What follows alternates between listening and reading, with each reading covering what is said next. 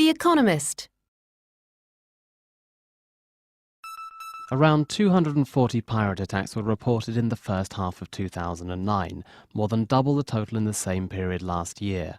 Attacks occur throughout the world, but in recent years the hotspots have moved.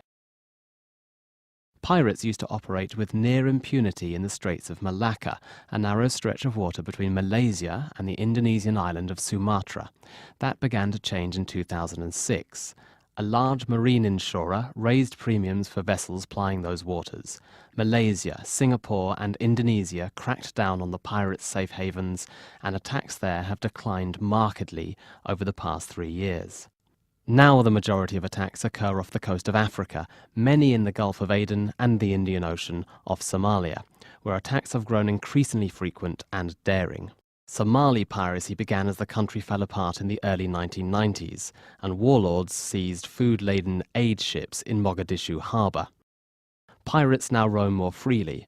130 attacks have been reported so far this year, as far as 960 nautical miles off the Somali coast.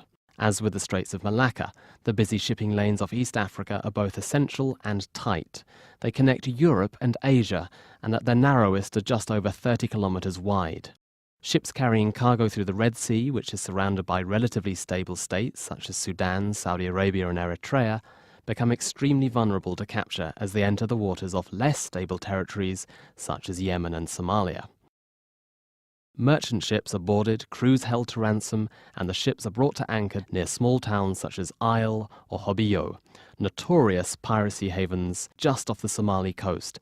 In response, about 15 large ships from as many navies, including those of America and Russia, now patrol the Indian Ocean near Puntland. China has even deployed beyond its territorial waters for the first time in 600 years. Still, pirates thrive. Given the vast expanses of water they operate in, very few are ever caught or killed. Solving the problem in Somalia will almost certainly require the sort of concerted state efforts that quelled piracy in the Malacca Straits. Without stability on land, don't expect to see much of it at sea.